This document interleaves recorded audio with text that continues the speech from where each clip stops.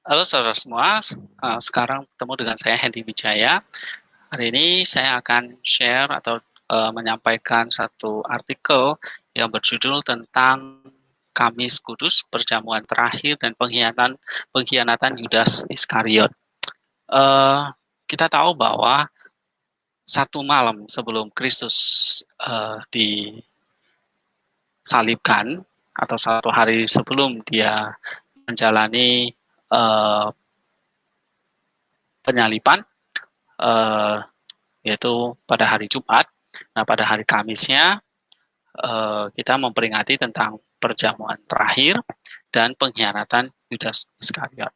Seperti apa pengertian atau ajaran yang diajarkan oleh kitab suci dan juga oleh gereja tentang perjamuan terakhir dan pengkhianatan Yudas Iskariot ini, ada satu artikel yang saya kutip dari Alexander Smeman yang menceritakan bahwa ini adalah satu kisah tentang kasih, kehidupan, dan persekutuan. Nah, saudara kalau lihat ini adalah ikon perjamuan terakhir Kristus sebelum dia ditangkap di Taman Getsemani dan diadili, dia akhirnya menjalani satu proses peradilan yang tidak adil, dan di situ dia diputuskan disalibkan dan mati di atas kayu salib. Nah, satu malam sebelumnya adalah Kamis Kudus, kita memperingati tentang perjamuan terakhir dan pengkhianatan Yudas Iskariot. Nah, ini adalah menurut Smeman ini adalah tentang kasih, kehidupan, dan persekutuan. Ada dua peristiwa penting yang membentuk liturgi atau ibadah di Kamis Kudus, yaitu perjamuan terakhir Kristus dengan murid-muridnya dan pengkhianatan Yudas Iskariot. Makna dari kedua peristiwa ini adalah kasih, perjamuan terakhir adalah pewahyuan terakhir dan cinta penebusan Tuhan bagi manusia. Kasih sebagai inti dari keselamatan, dan pengkhianatan Yudas juga menyatakan dosa kematian dan kehancuran manusia juga karena kasih, karena cinta. Tetapi ini adalah cinta yang menyimpang, cinta yang diarahkan pada hal yang tidak layak mendapatkan cinta. Jikalau perjamuan terakhir itu adalah ungkapan kasih yang ultimate, yang puncak dari Kristus, di mana saat Tuhan menciptakan langit dan bumi ini dengan firman-Nya, tetapi sekarang dalam perjamuan terakhir, firman-Nya inilah yang akhirnya diberikan dalam wujud sebagai tubuh, ya, dia berinkarnasi, dia memberikan daging dan darahnya untuk kita.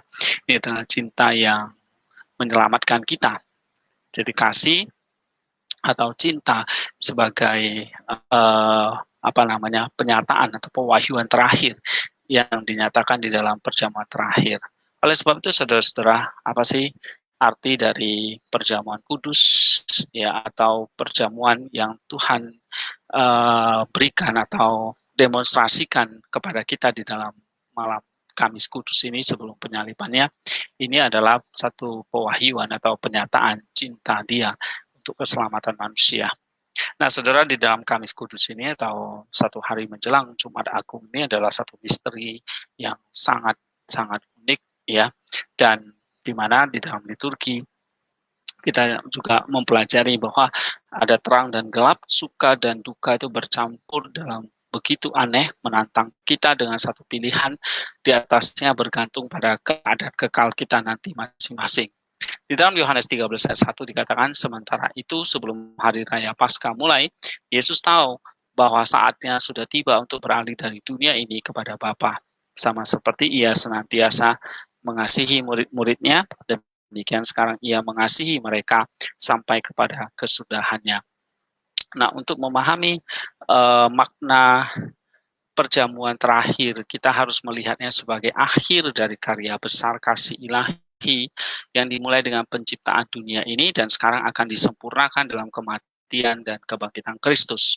Perjamuan terakhir kita lihat sebagai demonstrasi atau pertunjukan kasih ilahi, kasih Allah yang begitu besar.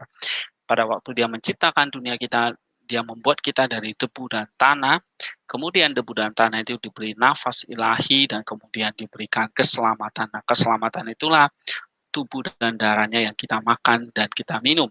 Jadi pada akhirnya Tuhan sendiri memberikan hidupnya, tubuh dan darahnya, atau daging dan nyawanya untuk kita, supaya kita bisa diselamatkan. Sehingga inilah yang digambarkan di dalam perjamuan terakhir, bahwa Tuhan sendiri yang mengorbankan dirinya untuk manusia itu sendiri, untuk kita, dalam wujud konkretnya dalam perjamuan terakhir. Allah itu kasih, 1 Yohanes 4 ayat 8, dan hadiah pertama kasih Allah adalah hidup. Artinya isi hidup adalah persekutuan oleh kasih. Nah, untuk hidup manusia berarti makan dan minum. Artinya mereka mengambil bagian di dalam dunia ini, mengisap apa yang ada di dalam dunia ini. Dunia di dalam kasih ilahi ini membuat makanan, menciptakan tubuh manusia. Dan hidup yaitu mengambil bagian dari dunia, manusia harus berada dalam persekutuan dengan Allah. Artinya dia tidak bisa lepas dari dunia itu. Dan dunia ini yang ada di dalam kasih ilahi, dan itu berarti dalam persekutuan dengan Allah, persekutuan di dalam kasih ilahi. Artinya dunia ada di dalam kasih ilahi, dan kita ada di dalam dunia, kita ada di dalam kasih ilahi.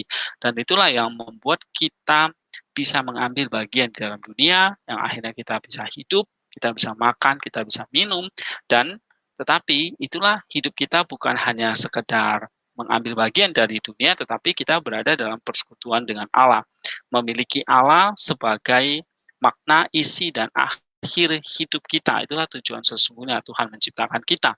Allah menciptakan kita supaya kita bersekutu, artinya menjadikan Allah itu sebagai makna, isi, dan akhir hidup kita. Persekutuan dengan dunia, pemberian Allah memang merupakan persekutuan dengan Allah. Manusia, artinya persekutuan dengan dunia itu sama artinya dengan persekutuan dengan Allah. Dari situlah manusia memperoleh hidup dari dunia, dan dunia itu berasal dari Allah. Manusia menerima makanannya dari Allah dan menjadikannya tubuh dan hidupnya. Dia mempersembahkan seluruh dunia kepada Allah, mengubahnya menjadi hidup di dalam Allah dan dengan Allah. Kasih Allah memberi hidup kepada manusia. Kasih manusia untuk Allah mengubah hidup dunia ini, dan dunia menjadi persekutuan dengan Allah. Dan ini adalah surga. Kehidupan di dalamnya memang ekaristi, atau pengucapan syukur karena kasih Allah. Sehingga dunia ada yang diberikan Allah kepada manusia supaya manusia hidup, sehingga manusia bisa bersekutu dengan Allah melalui dunia, sehingga dunia inilah menjadi wujud ucapan syukur manusia kepada Allah. Kehidupan di dalam dunia atau kehidupan melalui dunia, ini adalah satu kehidupan ekaristi atau pengucapan syukur. Mengapa? Karena kasih Allah kepada kita. Melalui manusia dan cintanya kepada Allah, seluruh ciptaan itu dikuduskan dan diubah menjadi semacam satu sakramen kehadiran Allah atau kehadiran ilahi yang mencakup semua dan manusia, dan kita sebagai imam dari sakramen ini. Sehingga dunia ada menjadi sarana sakramen kita, sarana ekaristi kita kepada Allah, pengucapan syukur kepada Allah. Inilah tujuan awal penciptaan itu. Tetapi karena manusia berdosa, artinya dia kehilangan kehidupan ekaristi ini, kehilangan ucapan syukur ini, dan dia kehilangan karena dia tidak lagi melihat dunia sebagai satu sarana persekutuan dengan Allah. Dan hidupnya yang harusnya sebagai ekaristi, sebagai adorasi, sebagai ucapan syukur, malah dia mencintai dirinya sendiri dan dunia demi mereka sendiri. Inilah akibat kejatuhan manusia ke dalam dosa. Artinya manusia itu menjadikan dirinya sebagai isi, makna, dan akhir hidupnya. Bukan lagi Allah, bukan lagi Tuhan. Dia berpikir bahwa rasa lapar dan hausnya, yaitu ketergantungan hidupnya pada dunia, dapat dipuaskan oleh dunia itu sendiri dengan makanan seperti itu, atau dengan harta, atau dengan apapun yang ada isi di dunia. Dunia akhirnya menjadi isi dan akhir hidup dia. Tetapi dunia dan makanan, begitu mereka kehilangan makna ucapan syukur tadi, sakramental tadi, sebagai sarana persekutuan dengan Allah tadi, begitu tidak dijadikan, Allah tidak dijadikan sebagai wujud ucapan syukur, maka apa yang mereka lakukan adalah terus akan dipuaskan oleh rasa dunia tadi, dan akibatnya mereka tidak akan pernah puas. Sebab hanya Allah yang memenuhi kita, yang akan memberi kita kepuasan. Seperti kata Tuhan Yesus, kalau kamu makan dan minum roti yang dari atau mana ini, kamu tetap akan lapar dan haus lagi. Tapi kalau kamu makan aku, daging dan tubuhku, kamu tidak akan merasa lapar dan haus lagi. Artinya gini, dunia tidak dapat memberikan kehidupan, tidak memuaskan rasa lapar, karena mereka pada dasarnya tidak memiliki kehidupan dalam diri mereka sendiri. Mereka ada, mereka hidup berasal dari Allah, dan Allah itulah yang akan memberikan kita hidup, bukan dunia ini. Dan dengan demikian, dengan menaruh cinta kita kepada dunia, manusia atau kita ini menyimpang dari satu-satunya objek dari semua cinta, dari semua kelaparan, dari semua keinginan. Dan dia mati, dan kematian adalah pembusukan kehidupan yang tak terhindarkan, yang dipotong dari satu-satunya sumber dan isinya. Manusia berpikir untuk menemukan kehidupan di dunia ini dan lewat makanan, tetapi akhirnya dia menemukan kematian. Hidupnya menjadi kepada dunia. Hidupnya menjadi persekutuan dengan kematian, karena alih-alih mengubah dunia dengan iman, kasih, dan adorasi di dalam persekutuan dengan Allah, manusia malah menyerahkan dirinya sepenuhnya kepada dunia, dan dia berhenti menjadi imam, tetapi menjadi budaknya. Dan oleh dosanya, seluruh dunia dijadikan kuburan, di mana orang-orang yang dihukum mati mengambil bagian di dalam kematian, dan diam di daerah itu yang dinaungi oleh kematian. Matius 4 ayat 16. Tetapi manusia mengkhianati. Tuhan tetap setia kepada manusia. Dia tidak berpaling selamanya dari ciptaannya yang diciptakannya. Juga tidak melupakan karya-karya tangannya. Tetapi dia mengunjunginya dengan berbagai cara. Melalui belas kasih yang lembut dari belas kasihannya. Inilah yang kita baca dalam liturgi. Karya ilahi yang baru dimulai, yaitu penebusan dan keselamatan manusia. Dan itu digenapi di dalam Kristus anak Allah, yang memulihkan manusia ke dalam keindahan aslinya, dan memulihkan hidup sebagai persekutuan dengan Allah. Menjadi manusia, mengambil natur manusia kita dengan rasa lapar dan haus, dengan belas kasih dan kasihnya.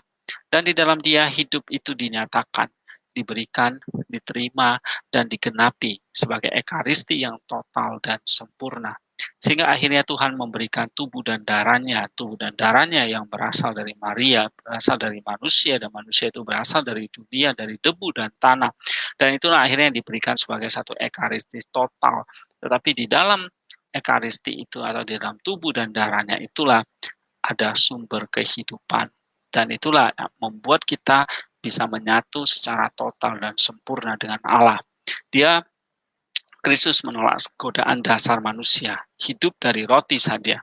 Dia menyatakan bahwa Allah dan kerajaan adalah makanan yang sebenarnya, kehidupan manusia yang sebenarnya, dan kehidupan ekaristi yang sempurna ini dipenuhi dengan Allah, sebab itu ilahi dan kekal. Sehingga ketika kita yang makan dalam perjamuan ini adalah memiliki kehidupan yang kekal.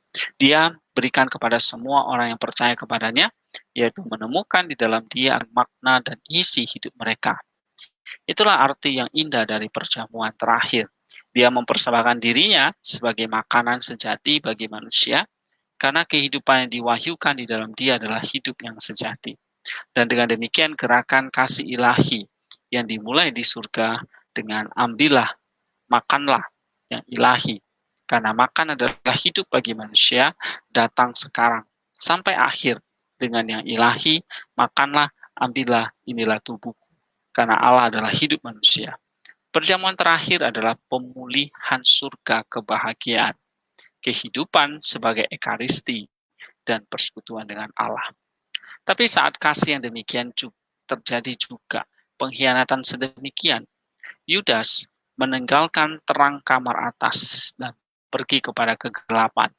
Dan saat itu malam, Yohanes 13:30, mengapa dia pergi? Karena dia mencintai uang. Dan kasihnya yang menentukan ini ditekankan berulang kali dalam Kidung Kamis Kudus. Tidak masalah memang bahwa dia menyukai perak. Uang ada di sini untuk semua cinta yang menyimpang, yang membuat manusia mengkhianati Allah. Jadi demi uang, demi perak, Yudas mengkhianati Kristus. Sungguh cinta yang dicuri dari Allah, dan Yudas oleh karena itu adalah pencuri. Ketika dia tidak mencintai Allah dan tidak di dalam Allah, manusia masih tetap bisa mencintai dan menginginkan. Sebab memang dia diciptakan untuk mencintai atau mengasihi, dan kasih adalah kodratnya. Tapi saat gairah atau cinta dan kematian yang gelap dan menghancurkan diri sendiri ada di ujungnya. Dan setiap tahun saat kita membenamkan diri ke dalam cahaya dan kedalaman Kamis Kudus yang tak terduga, pertanyaan menentukan yang sama ditujukan kepada kita masing-masing. Apakah saya menanggapi kasih Kristus dan menerimanya sebagai hidup saya? Atau apakah saya mengikuti Yudas ke dalam kegelapan malamnya? Liturgi Kamis Kudus meliputi Matins, Vesper, dan liturgi ilahi dari Saint Basilius Agung. Di gereja yang besar seperti katedral, ada pembasuhan kaki yang dilakukan setelah liturgi ilahi. Sementara diaken membaca Injil, uskup membasuh kaki 12 imam, mengingatkan kita bahwa kasih Kristus adalah dasar kehidupan di dalam gereja dan membentuk semua hubungan di dalamnya. Juga pada saat hari Kamis Kudus, Krisma khusus diketabiskan oleh pemimpin gereja Autocephalus. Dan ini juga berarti kasih Kristus yang baru adalah anugerah yang kita terima dari Roh Kudus pada hari kita masuk ke dalam gereja. Pada ibadah Matins, Kidung Troparium menetapkan tema hari itu, pertentangan antara kasih Kristus dan keinginan yang tak terpuaskan dari Yudas. Setelah pembacaan Injil, Lukas 22 ayat 1 sampai 40, kita diajak berkontemplasi makna misteri dan kekal dari perjamuan terakhir ada di dalam kanon indah dari Santo Cosmas. Irmos terakhirnya, Ode ke-9 mengundang kita untuk berbagi dalam keramat-tamahan perjamuan Tuhan. Come, O ye faithful, let us enjoy the hospitality of the Lord and the banquet of immortality in the upper chamber with minds and uplifted. Kita diajak untuk berbagi dalam keramat-tamahan perjamuan Tuhan. Dan kita diajak untuk memilih antara kasih Kristus atau kasih dari Yudas. Kasih Kristus, kasih yang menghidupkan. Sedangkan cinta Yudas adalah cinta pada uang, pada dunia. Kasih Kristus adalah cinta kepada Allah. Kasih kepada Yudas, kasih dari Yudas adalah cinta pada dunia yang fana. Oleh sebab itu, mari kita merenungkan di saat Kristus disalibkan, itu demi cinta, tapi di saat yang lain, Yudas mengkhianati Kristus, itu juga demi cinta. Tapi cinta yang menyimpang, cinta yang membawa kepada maut. Dan kita bisa melihat bagaimana akhir hidup dari Yudas Iskariot. Kemudian ibadah Vesper dan liturgi ilahi dari Saint Basil, Kidung tentang Tuhan, aku telah meratap. Ini menekankan anti klimaks spiritual pada Kamis Kudus, yaitu pengkhianatan Yudas. Judas the slave and knave, the disciple and traitor, the friend and fine, was proved by his deeds, for as he followed the master, within himself he contemplated his betrayal. Pada saat prosesi arak-arakan dalam liturgi ilahi Saint Basil, kita pelajari 3 pelajaran dari perjanjian lama, yaitu Keluaran 19 ayat 10 sampai 19. Ini menceritakan turunnya Allah ke Gunung Sinai untuk umatnya Israel. Ini adalah satu gambaran tentang kedatangan Tuhan di dalam Ekaristi. Ayub 38 ayat 1 sampai 23, kemudian Ayub 42 ayat 1 dan 5 sampai 5. Ini adalah percakapan Allah dengan Ayub dan jawaban Ayub. Siapa yang akan mengatakan kepadaku apa yang tidak aku mengerti? Hal-hal yang terlalu besar dan indah bagi saya, dan saya tidak tahu. Dan hal-hal besar dan menakjubkan ini adalah satu gambaran yang digenapi di dalam karunia tubuh dan darah Kristus. Yesaya 50 ayat 4 sampai 11. Awal dari nubuatan tentang hamba Allah yang menderita. Nah, bacaan surat diambil dari 1 Korintus 11 ayat 23 sampai 32. Ini adalah kisah dari Rasul Paulus tentang perjamuan kudus dan apa arti persekutuan dengan Tuhan. Kemudian pembacaan Injil, ini adalah satu perpanjangan yang panjang diambil, ya, menceritakan secara lengkap perjamuan terakhir, pengkhianatan Yudas, dan penangkapan Kristus di Taman Getsemani. Kita bisa baca di dalam Matius, berbagai 4 Injil itu dibacakan, yang pada intinya itu mengatakan bahwa ada perjamuan terakhir, ada pengkhianatan Yudas, ada penangkapan Kristus di Taman Getsemani. Misalnya kita bisa baca di dalam Matius pasal yang ke-26 ayat 2 sampai 20, Yohanes 13 ayat 3 sampai 17, Matius 26 ayat 21 sampai 39, Lukas 22 43 sampai 45, Matius 26 ayat 40 sampai Matius 27 ayat yang kedua. Pembacaan Injil seputar tentang perjamuan terakhir, pengkhianatan Yudas, dan penangkapan Kristus. Kemudian ada kidung kerubik dan perjamuan diganti dengan kata-kata doa sebelum perjamuan. Dan saudara-saudara, ini yang bisa saya bagikan untuk kita bahwa ada cinta, ada kehidupan, dan di situ ada persekutuan. Ada kasih menyatakan bahwa ada kehidupan, dan ada kehidupan, ada persekutuan. Di dalam ikon ini atau di dalam perjamuan terakhir ini, ikon perjamuan ini adalah cinta yang Tuhan berikan, yang ketika Dia menciptakan kita dari debu dan tanah, kemudian debu dan tanah itu diberikan kehidupan, dan kehidupan itu sendiri adalah tubuh dan darahnya. Tubuh dan darahnya yang dilambangkan di dalam anggur dan roti, inilah yang kita makan dan kita minum, yang tubuh dan darahnya itu, anggur dan rotinya itu yang diubah menjadi tubuh dan darah. Inilah yang bercampur dengan debu dan tanah, bercampur dengan materi dari dunia ini, sehingga yang materi atau yang dunia ini menjadi yang ilahi, menjadi seperti Dia oleh karena tubuh dan darahnya. Inilah cinta yang besar dari Allah yang datang untuk memberikan hidupnya. Jadi kalau kita baca dalam Yohanes 3 ayat 16, karena begitu besar kasih Allah kepada dunia ini, Dia menganugerahkan anaknya. Nah, inilah wujud konkretnya, yaitu Dia menganugerahkan, memberikan tubuh dan darahnya, supaya kita yang debu dan tanah itu bisa menyatu dengan yang ilahi oleh karena daging dan darah Kristus, yaitu pengorbanan Kristus sendiri untuk kita semua.